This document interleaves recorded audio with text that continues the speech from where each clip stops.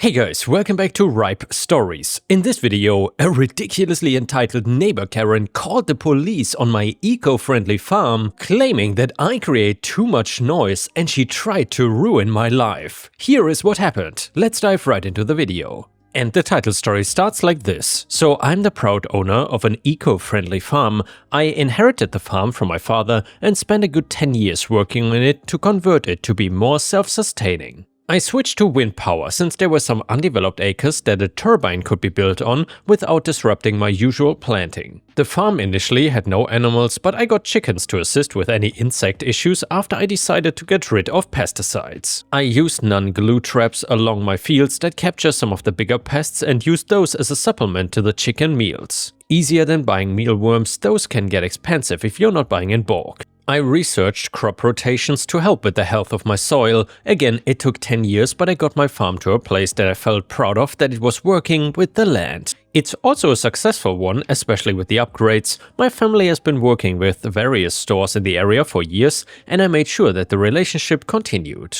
The local schools also bring their younger classes to the farm, so I can talk about what work goes into a farm and how the food I grow gets to their tables. So my relationship with the community has been a good one for as long as I've owned the place. For the longest time, I never had an issue with the neighbors. The ones closest to me had been family friends since my grandfather bought the farm, so they were used to the sounds and smells that came from it. But then the husband passed away and the wife was not able to take care of the place on her own anymore, so she moved away to find a smaller place. The house went up for sale, and after a few months it was bought by a much younger woman. In comparison to the 80-year-olds that had been living there before, I'm gonna call her Karen because that is what she is. Karen lived alone, and from the day after the moving truck left, she seemed to have an issue with my place, specifically the farm itself. She came over, I want to say 3 days after she moved in, to complain that there was a lot of noise coming from the farm and that she had a hard time relaxing at home because of it.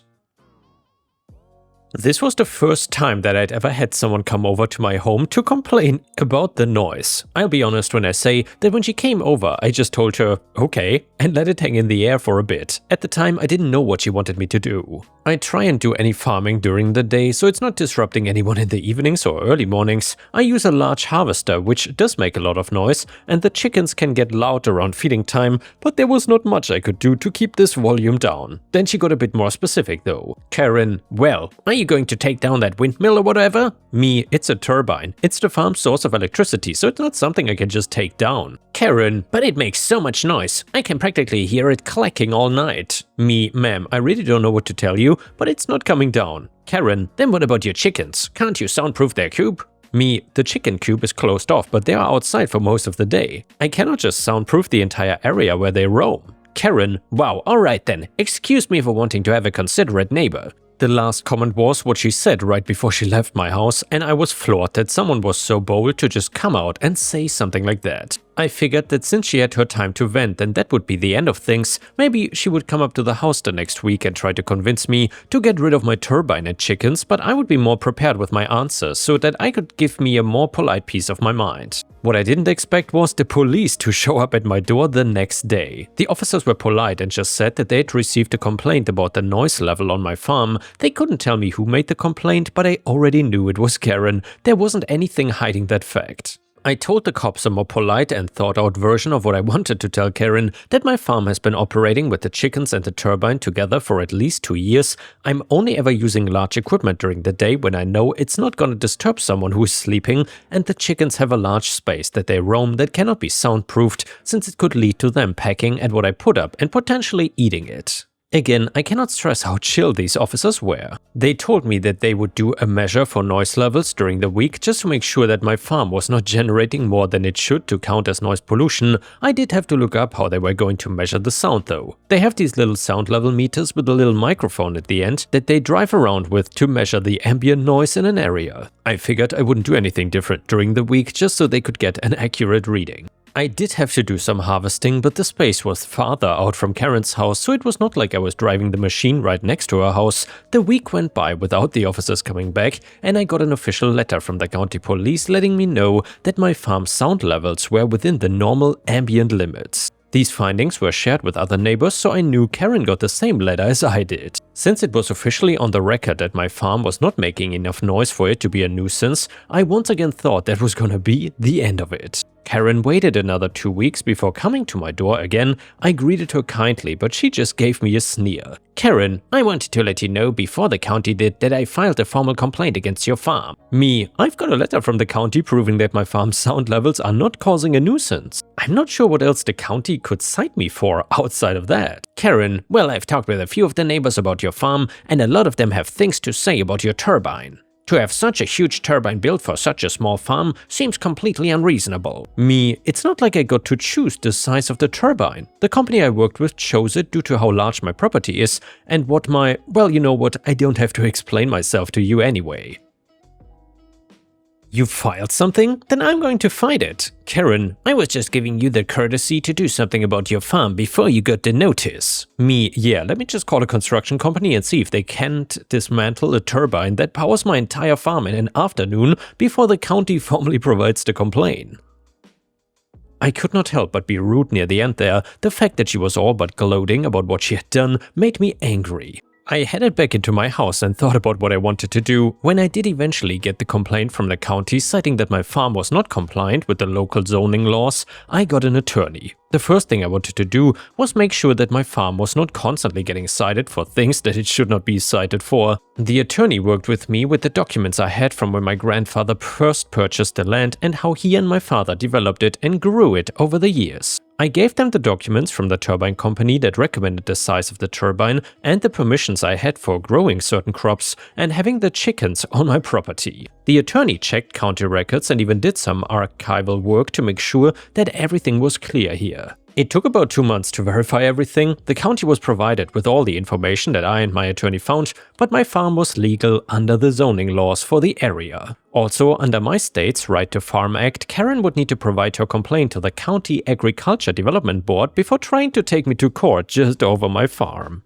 The fact that she did not make the one she just filed with the county null. I decided to file my own complaints against Karen instead for harassment. My attorney would be handling that case as well. The local council wanted to have me and Karen appear at one of their monthly meetings in order to hear things out before there was a formal court case. Apparently, this was Karen's last gambit to try and convince everyone that she was right about me and my farm. The council meeting took place about 4 months after Karen's last complaint against me, so I had everything I needed to show that my farm was legal. The county had gotten copies of everything that my attorney and I had, so I was able to show them and the neighbors that attended the meeting that I had every right to do what I had done, and that I had broken no laws, and that if the complaints did not stop, I would take whoever it was that continued to file them to court for harassment. The look on Karen's face when the council and most of the neighbors attending took my side was one of horror. I don't think she expected me to fight as hard as I did for my farm. The council agreed with my decision though, and they formally rejected the complaints that Karen filed, deeming that the evidence provided was proof enough. I did not hear much from Karen after that, and I decided to drop the charges I wanted to raise against her. Figured that since I'd had my day in the court of public opinion, she knew she would not be able to win. I did find out that she put her house up for sale when I drove past though. A few people that had been at the meeting would find me in public while I was shopping and told me that they were glad everything worked out. Karen had not been a good neighbor while she lived nearby, so everyone I spoke to seemed relieved that she was going to be heading somewhere else as soon as her home sold. My farm is still doing well though. I'm currently researching about how to get an eco certification for it to help protect it against other attempts by future Karens if they have a problem with how I want to use my land. And yeah guys, if you would have your own farm and a neighbor Karen approached you like the one in that story, what would you have done? Would you have reacted the same way as OP?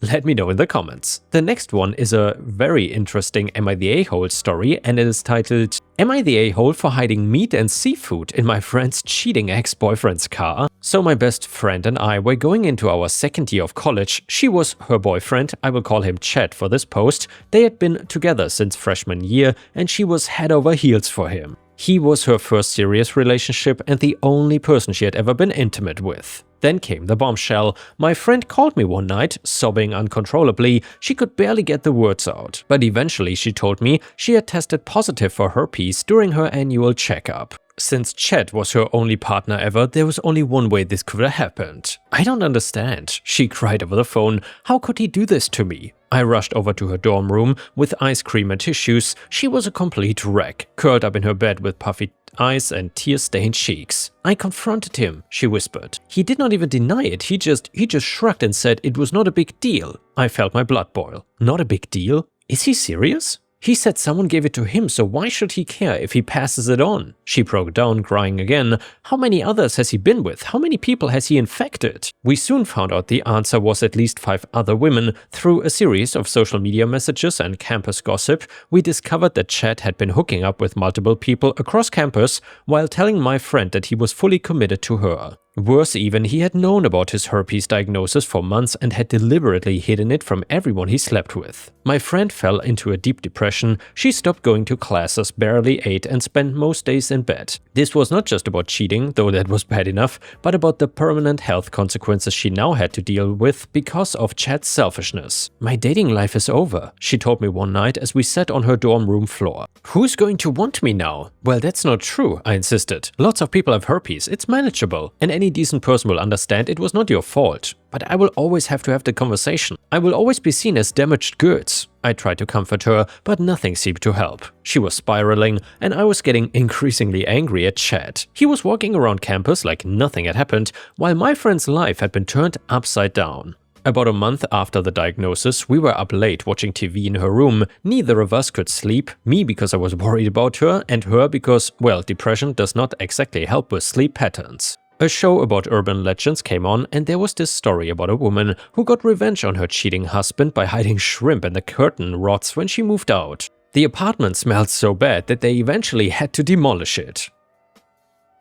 I noticed my friend actually laughed for the first time in weeks. That's brilliant, she said. It is, I agreed. Too bad that Chad lives with 5 roommates. We cannot exactly make their whole apartment uninhabitable. She was quiet for a moment and then sat up straight. His car. What about it? He loves that car. It's a piece of junk, but he's obsessed with it and I still have the door code. Chad's car was nothing special, but he treated it like it was a luxury vehicle. He had given my friend the door code months ago so she could grab things from it when needed. Are you thinking what I'm thinking? She asked, a spark in her eye that I hadn't seen in weeks. I don't know, are you thinking about hiding shrimp in his car? I replied, half joking. Not just shrimp, every stinky thing we can find. I hesitated. That is destruction of property. So is giving someone an incurable STD without their consent, she shot back. I could not argue with that logic, and seeing that spark of life in her again, after weeks of depression, I was willing to do almost anything to keep it there. I actually know how to remove car panels, I admitted.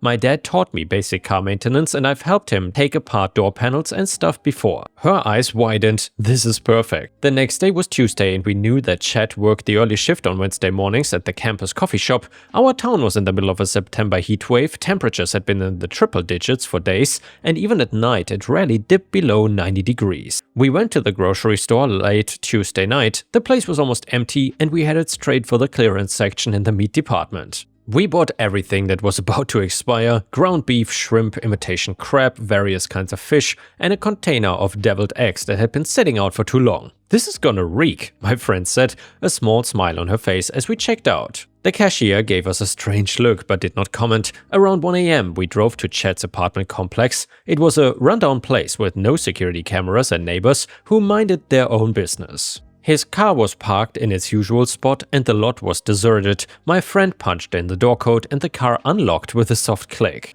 I popped off the little covers on the door panels that accessed the hollow interior of the door. "Hand me the shrimp," I whispered. She passed me the bag and I stuffed tiny shrimp into the door cavity, pushing them as far back as possible. Next, we removed the plastic panels from the wheel wells. "The ground beef goes here," I said, packing it into crevices where it would be nearly impossible to reach. We worked methodically, hiding deviled eggs under the backseat padding, stuffing fish into the trunk lining, and placing crab meat in the spaces behind the dashboard. Everything went into areas that would be extremely difficult to access without completely dismantling the car. "He will never find all of this," my friend said, a glint of satisfaction in her eyes as we put the car back together. "Even if he suspects something is in there, he cannot afford to replace the car or pay for a mechanic to take everything apart," I added. We finished around 3 AM and drove back to campus, our hands smelling like fish despite the multiple pairs of gloves we had worn. The next few days were Interesting, we did not have to wait long to hear from results. By Friday, everyone on campus was talking about Chad's mysteriously stinking car, and one of his roommates was in my biology class. "The dude's car smells like something died in it," he told me, not knowing that I was responsible. He has cleaned it like 3 times already, but it's even getting worse. By the following week, the apartment complex manager had asked Chad to move his car off the property because tenants were actually complaining about the smell. Our town had a population of feral cats that normally kept to themselves, but they had started gathering around his car, drawn by the smell of rotting meat. Chad became increasingly desperate. He took the car to a detailer who charged him $300 for a deep clean, but could not eliminate the smell. He tried air fresheners, charcoal bags, baking soda, but nothing worked. The stench had permeated the fabric, the carpeting, everything. Meanwhile, my friend slowly began to recover. Seeing Chad suffer gave her a sense of justice, and she started attending therapy to deal with both the emotional trauma and learn how to manage her new health condition. She eventually joined a support group and realized she was not alone. Chad's car became infamous on campus. People would hold their noses when they walked past it in the parking lot, and no one would accept rides from him anymore. He tried to sell it, but any potential buyer would immediately walk away after sitting inside for 5 seconds. Since Chad and I had the same major, I saw him regularly over the next 3 years. Every time there would be some reference to his car. Professors would joke about opening windows when he arrived late to class, and during group projects no one wanted to meet at his place because they would have to walk past the car. He never figured out what really happened. At one point, he became convinced that a small animal had died somewhere in the vehicle. He paid a mechanic to look for a dead rodent, but of course, they found nothing. The mechanic did suggest replacing several panels, but the quote was far more than Chad could afford on his coffee shop salary. To this day, about 5 years later, his social media is still filled with comments about the stinkmobile. If he offers to drive anywhere, friends immediately ask if he has finally gotten a new car. The answer is always no. The car had become his own scarlet letter, a constant reminder of his actions that he could not escape from. Since then, my friend has moved on. She graduated with honors, found a great job, and is now in a healthy relationship with someone who accepted her condition without judgment. She rarely talks about Chad anymore, but occasionally when something reminds her of the car incident, she will give me a knowing look and smile. But lately I've been wondering if we went too far with this. And yes, what Chad did was inexcusable. He knowingly exposed multiple people to an incurable STD without their consent, but was permanent destruction of his property the right response? We could have reported him to the university or even the health department, and there might have been legal options too. And yeah guys, I would say that OP definitely should have explored legal option and the revenge option at the same time. In my opinion, just this kind of petty revenge was not enough. But let me know what you think in the comments.